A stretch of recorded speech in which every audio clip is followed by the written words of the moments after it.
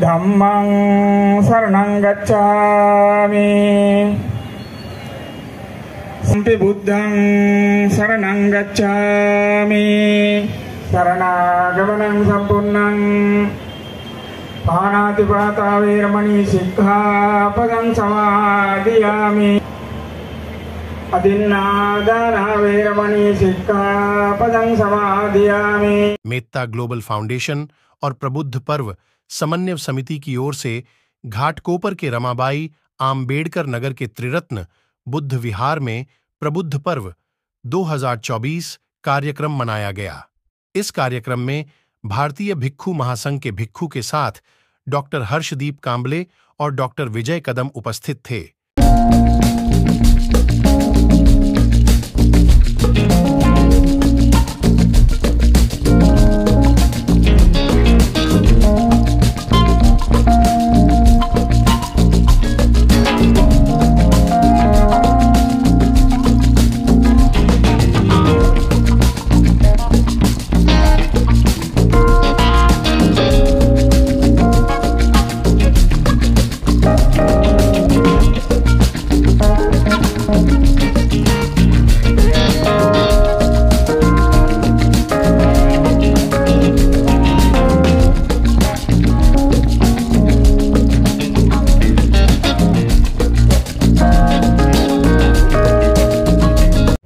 आज या ठिकाणी बुद्ध पौर्णिमेच्या निमित्ताने अतिशय सुंदर असा कार्यक्रम मेत्ता ग्लोबल फाउंडेशन यांच्या मार्फत हा घाटकोपर एरिया जो आहे, कामगार नगर एरिया जो आहे, या ठिकाणी आयोजित केलेला आहे आणि त्यांनी या घाटकोपर परिसरामध्ये मुलांसाठी ट्युशनचे क्लासेस सुरू केलेले आहेत। ज्या महिला आहेत, महिलांसाठीचं जे आर्थिक सहाय्य असेल, मुलांसाठीचं स्कॉलरशिप असेल, त्यांचं 10वी 12वी करता त्यांचं शिक्षण असेल, अशा वेगवेगळ्या ॲक्टिव्हिटीज या ठिकाणी सुरू केलेल्या आहेत आणि त्यांच्याच मार्फत हा खूप सुंदर या ठिकाणी कार्यक्रम घेतला, त्याबद्दल मी त्यांचे खूप खूप अभिनंदन करतो।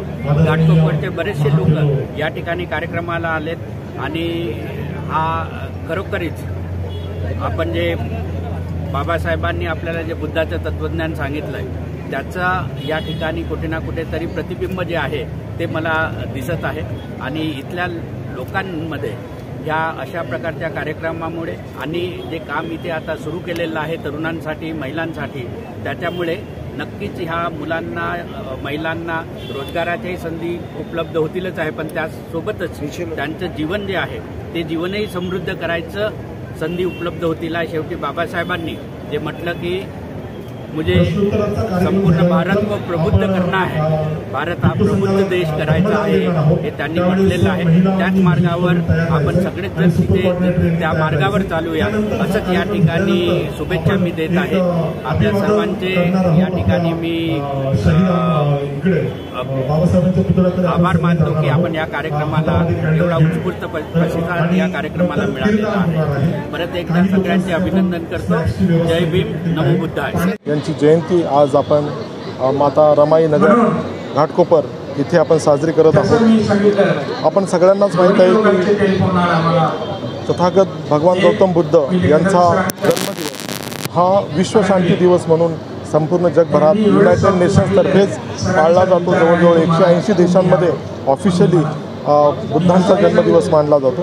परंतु ज्या देशातून बुद्धाचा जन्म झाला, ज्या देशात जन्म झाला आणि या देशातून बुद्धाचे विचार संपूर्ण जगामध्ये गेले, त्या भारत देशामध्ये अजूनही बुद्धाची जयंती जेवढ्या मोठ्या प्रमाणात व्हायला हवी तेवढ्या मोठ्या प्रमाणात होत नाही, हे एक दुःख सतत किंवा चिंता आमचे मार्गदर्शक डॉक्टर हर्षदीप कांबळे सर हे नेहमी बोलून दाखवायचे आणि मग त्यांचे सोबतचे सगळे जे अधिकारी आहेत, निखिल मेश्राम सर असतील, विजय वाघमारे सर असतील, पल्लवीताई दराडे असतील किंवा मनोतकर साहेब असतील, गिरीश वानखेडे असतील, मिलिंद उकेजी असतील आणि अशी सगळी जी टीम आहे, डॉक्टर, इंजिनियर, वकील, या सगळ्यांनाही हे पटलं आणि मग सर्वांनी ठरवलं की अशी जयंती आपण सुरुवात केली पाहिजे।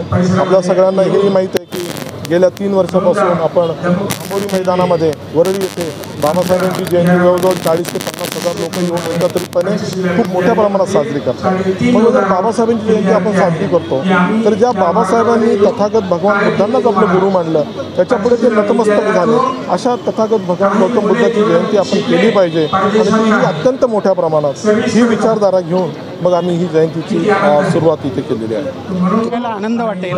आता तुम्ही माझे हे केस बघताय. 1 महिन्यापूर्वी मी थायलंडमध्ये 1 महिन्याभर भिक्खू झालेलो होतो. त्या ठिकाणी 14 किलोमीटर दिवसाला पायी चाललेलो आहे. कंटिन्यू काय चालू होतं आपलं मेडिटेशनमध्ये होतो. आयुष्यामध्ये जर यशस्वी व्हायचं असेल तर मेडिटेशनशिवाय पर्याय नाही. माणसाला जास्तीत जास्त दुःख काय आहे मानव जातीला का मानव हा 1 तास शांतपणे बसू शकत नाही, म्हणून त्याच्या आयुष्यात दुःख येत आहे. जर त्याने मेडिटेशन जर केलं तर त्याच्या आयुष्यामध्ये जी गोष्ट आहे ISI स्टँडर्ड जसं आहे तसं तर त्या क्षणाला तो बघेल आणि मग त्याच्यामध्ये त्याला बुद्धांचा अनित्य भाव जो आहे, प्रत्येक गोष्ट ही संपणार आहे. जशी जन्म होतो तसा मृत्यू होतो, तशी प्रत्येक घटना जी घटित होते ती संपणार आहे. हा जर अनित्य भाव जर आला तर तुम्ही आनंदाच्या डोहावरती म्हणजे आनंदाच्या तरंगावरती हे करता. आणि हा जो बुद्धाचा धम्म आहे हा जर आपण त्याच्यामध्ये फक्त हा बुद्धाचा धम्म बोलण्यापुरता नाही आहे, तर तो आचरणात जर आला. आणि मग मेत्ता फाउंडेशनचा मी मास्टर ट्रेनर असल्यामुळे या घाटकोपरच्या एरियामध्ये मग असेच आपला माननीय हर्षदीप कांबळे सरांनी सांगितलं की या ठिकाणी अनेक लोकांना काय त्याला म्हणतो आपलं व्यसनाधीनता आहे, अभ्यासाकडे लक्ष नाही. तर आम्ही ह्या बुद्धाच्या मार्गावरनं त्यांना नेऊन व्यसनाधीनता कशी कमी होईल, एकदा तुमचं पर्पज ऑफ लाईफ कळलं ना मित्रांनो, मग तुम्हाला मार्ग मिळतो आणि आयुष्यामध्ये यशस्वी होता. हा